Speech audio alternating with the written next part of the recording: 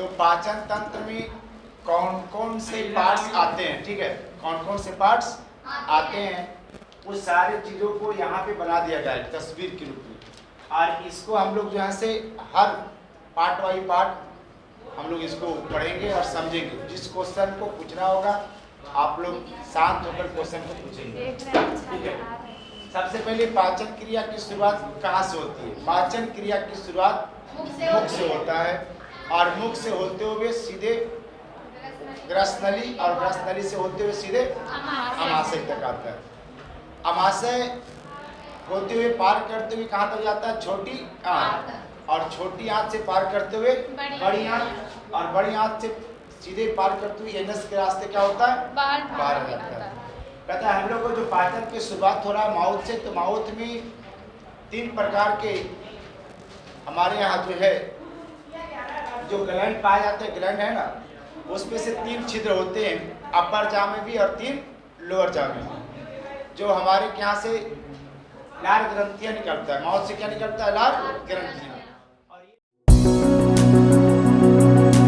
दोस्तों आज पाचन क्रिया, डाइजेस्टिव सिस्टम, मनुष्य में डाइजेस्टिव सिस्टम पाचन तंत्र क्रिया है जो किसी भी चीज़ को खाने के बाद उसको पाचन के होने के बाद, पाचन के बाद सीधे हाथ में जाता है, बड़ी हाथ छोटी हाथ, छोटी हाथ आते होते बढ़ते हुए फिर एनस के रास्ते बड़ी हाथ के एनस के रास्ते बाहर आ जाता है।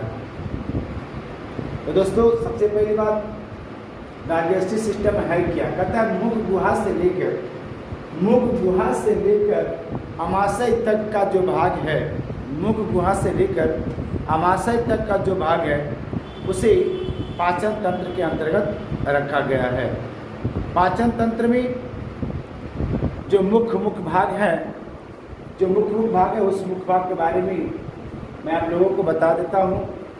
पाचन तंत्र के सबसे पहले जो भाग है वह है मुख गुहिका यानी बक्कल कैविटी, मुख गुहिका यानी बक्कल कैविटी। दूसरा जो पार्ट है वह है ग्रसनी यानी ओइसोफेगस। दोस्तों ग्रसनी यानी ओइसोफेगस वह पार्ट है जिस पार्ट के माध्यम से खाना पचते हुए हमारे ग्रास नाली को पार करते हुए अमाशय तक जाता है। दोस्तों तीसरा है अमाशय। अमाशय एक थैलीनुमा संरचना है जो मांस की बनी हुई है और इसका 3 भाग होते हैं जिसमें खाना स्टोर होता है और उसमें एक बल्ब लगा होता है। जो खाना अमाशय में आता है वो खाना फिर पुनः ऊपर निकलने का काम नहीं करता क्योंकि बल्ब उसको बाहर निकलने से रोकता है। तो अमाशय में जब भी खाना आएगा तो नीचे के रास्ते आंत में चला जाता है। मैं फिर आगे बताता हूँ इसके बारे में। दोस्तों चौथा है आंत। मनुष्य के शरीर में 2 प्रकार की आंत होती है, स्मॉल इंटेस्टाइन और लार्ज इंटेस्टाइन। स्मॉल इंटेस्टाइन छोटी आंत और लार्ज इंटेस्टाइन यानी बड़ी आंत। स्मॉल इंटेस्टाइन की लंबाई ज़्यादा होती है और लार्ज इंटेस्टाइन की लंबाई कम होती है।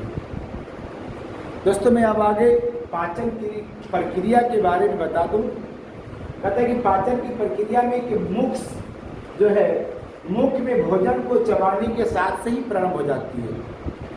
अगर कोई पूछे कि पाचन का प्रारंभ कहाँ से होता है तो आपको बोलना होगा कि पाचन का प्रारंभ मुख से, जहाँ हम लोग खाना को चबाते हैं वहीं से पाचन क्रिया की शुरुआत हो जाती है। और मुख में 2 प्रकार की तालु पाए जाते हैं, ऊपरी जावड़ा और निचली जावड़ा। तो ऊपरी भाग को हम लोग तालु और तथा निचले भाग में जीभ होता है। तो ऊपरी जावड़ा और निचली जावड़ा में 2 भागों में बटा होता है। कहता है दोस्तों स्तनियों में जीभ सबसे पहले विकसित होता है। स्तनधारी प्राणियों में जो जीभ है वह सबसे पहले विकसित होता है। कहता है कि भोजन को लाभ मिलने वाले दांतों के बीच का जो है लार, तो वह काम करती है, बीच में लाने का काम करती है। भोजन में जो लार है, लार तो लार जो है वो भोजन को बीच में लाने का काम करती है। कहाँ लार हो में दांतों के बीच में लाने का काम करती है। दोस्तों अगला पॉइंट है जीभ। जीभ की ऊपरी सतह खुरदरी होती है। जीभ की ऊपरी सतह खुरदरी होती है और इसमें 9500 कलिकाएं पाई जाती हैं। जीभ का जो ऊपरी सतह होता है वह खुरदरी होता है और इसमें 9500 कलिकाएं पाई जाती है। जीभ में दो प्रकार की ग्रंथियां होती है, एक होता है सिरमी ग्रंथि, दूसरा होता है श्लेष्मी ग्रंथि। सिरमी ग्रंथि को सीरियस ग्लैंड कहते हैं और श्लेष्मी ग्रंथि को हम लोग म्यूकस ग्लैंड कहते हैं। दोस्तों मुख में लगभग 6000 लाल ग्रंथियां होती है। उसमें से 3 जोड़ी लाल ग्रंथियां जो है सबसे महत्वपूर्ण होता है। 3 जोड़ी लाल ग्रंथियां में पहला लाल ग्रंथि पैरोटिड्स, दूसरा सबलिंगुअल और तीसरा सबमैंडिबुलर के नाम से जाना जाता है। दोस्तों मुख में मैंने बताया कि 600 लाल ग्रंथियां होती है, उसमें से 3 जोड़ी लाल ग्रंथियां जो है सबसे महत्वपूर्ण होता है। तो उसमें पहला है पैरोटिड्स, दूसरा है सबलिंगुअल और तीसरा है सबमैंडिबुलर ग्रंथियां इसके बीच में पाई जाती है। तो दोस्तों पैरोटिड्स ग्लैंड के बारे में हम लोग सबसे पहले जानकारी रखें।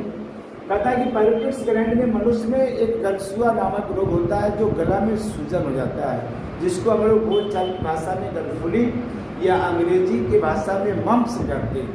मम्स दोस्तों ये ज़्यादातर वैसे बच्चा को होता है जो बच्चा 0 से 5 साल, 7 साल, 8 साल या 10 साल के जो अंदर होते हैं, उसमें गलफुली नामक एक संक्रमण बीमारी है जो एक के साथ दूसरों को भी लगातार होते चला जाता है।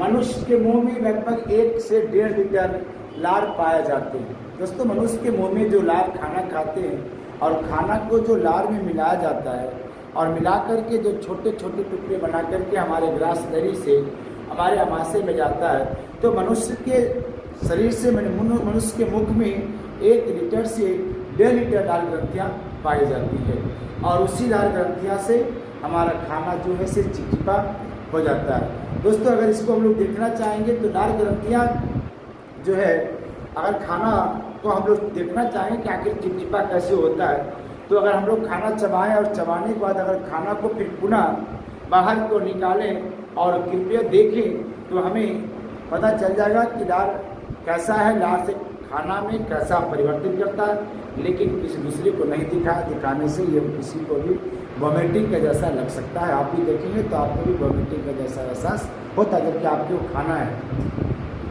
लार अगर 100% है तो उसमें से 99% जल है और 1% जो है उसमें पोटासियम है और सोडियम है और कैल्शियम आयन पाए जाते हैं। लार में कौन कौन से तत्व पाए जाते हैं तो सोडियम है, पोटासियम है और कैल्शियम आयन पाए जाते हैं जो 1% में है और 99% जो है वह जल है। दोस्तों लार का पीएच मान 6.4 से 6.8 होता है, यानी लार का पीएच मान कम होने 6.4 से 8 होने के कारण यह अम्लीय होता है। यही कारण है कि किसी भी चीज़ को अगर हम लोग खाते हैं, किसी भी बैक्टीरियल चीज़ को अगर हम लोग खाते हैं तो हमारे आसानी से बैक्टीरिया को पचा देता है। कहता है कि कुत्तों में जो लार होते हैं उसका पीएच मान 7.4 होता है, इसलिए यह क्षारीय होते हैं। आप जानते हो कि 7 से नीचे अम्लीय, 7 से ऊपर क्षारीय और 7 के जो बराबर होते हैं वह उदासीन कहलाते हैं।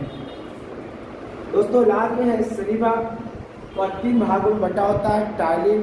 टाइलिन से बनता है स्टार्च, स्टार्च से बनता है मल्टोज और मल्टोज से ही हमारा शरीर में फिर ग्लूकोज में परिवर्तन कर देता है और ग्लूकोज जो है आइसोजाइम नामक एक एंटीबैक्टीरियल पाया जाता है जो जीवाणुओं को नष्ट कर देता है और नष्ट करने के बाद हमारा जीवाणु और हमारे शरीर के अंदर जाता है तो किसी भी प्रकार का कोई प्रभाव हमारे शरीर पर कोई हानिकारक प्रभाव नहीं पड़ता है। दोस्तों जो लाइसोजाइम है वो हमारे शरीर के आँख के आंसू में, पसीना में और लार में एक तीनों जगह पर पाए जाते हैं। दोस्तों लार में बाइकार्बोनेट प्लस फॉस्फेट आयन होता है, बाइकार्बोनेट प्लस फॉस्फेट आयन होता है। इसमें अम्लीयता प्लस क्षारीयता दोनों पाए जाते हैं और इसमें अम्ल और क्षार में संतुलन बना रहता है, जिसके कारण ही अम्ल और क्षार में संतुलन बना रहता है। दोस्तों इसकी दूसरी भाग है ग्रास नली। ग्रास नली जब हम लोग खाना खाते हैं तो खाना खाने के क्रम में जब हमारा ये कंठ के अंदर से जब प्रवेश करता है तो कंठ के अंदर में दो नालियाँ होती है। दोस्तों एक नालियाँ है जिसके द्वारा हमारे खाना खाने वक्त जो खाना खाते हैं और वो खाना सीधे हमारे ग्रास नली में चला जाता है। लेकिन खाना खाने के क्रम में अगर हम श्वसन क्रिया करें या हंसें या किसी से बात करें तो उस समय हमारा शरीर में जो ग्रास नली में जाने वाले जो खाना का अंश था, अगर उसका कोई भी अंश अगर श्वसन नली में चला जाए तो मनुष्य के लिए बहुत बड़ा खतरा पैदा हो सकता है, यहाँ तक कि मनुष्य की जान भी जा सकती है। इसलिए खाना खाते वक्त किसी को से बात नहीं करना चाहिए या किसी के साथ हंसना नहीं चाहिए। और जब हम लोग खाना खाते हैं तो वहाँ एक ऐसी प्रकार की पद्धति काम करती है जो खाना खाने के वक्त में श्वसन नलिकाएँ स्वतः बंद हो जाती है और खाना हमारे ग्रास नली में पहुँचा दिया जाता है। दोस्तों आगे है कि ग्रास नली का दीवार पर कोई भी पाचन ग्रंथियाँ नहीं होती है, जिसके कारण भोजन का पाचन नहीं होती है। ग्रास नली में सिर्फ एक नाली है, नालिका है, जो एक माध्यम है जो भोजन को ला करके आमाशय में लाकर गिरा देता है। इसमें किसी भी प्रकार का कोई पाचन ग्रंथियाँ पाई नहीं जाता है। इसी कारण है कि इसमें भोजन का किसी भी प्रकार का कोई पाचन नहीं होता है। फिर दोस्तों अगला है कि इसमें छोटी छोटी श्लेष्मी ग्रंथियाँ होती है, छोटी छोटी बहुत सारी श्लेष्मी ग्रंथियाँ होती है जो ग्रंथियाँ सीधे खाना को हमारे आंत तक पहुँचाने का काम करती है। ग्रास नली में यानी ग्रास नली की जो लंबाई है वह 2.22 से लेकर के 25 सेंटीमीटर लंबाई होती है तथा 28 से लेकर के 30 mm तक चौड़ाई होती है। तो दोस्तों आज इस वीडियो में मैं ग्रास नली तक ही बता रहा हूँ। मैं अगले वीडियो में आमाशय और आंत को मैं फिर विस्तार से चर्चा करूँगा। अगर मेरा वीडियो अच्छा लगे तो कृपया लाइक सब्सक्राइब करें और अपने दोस्तों को ज़रूर शेयर करें।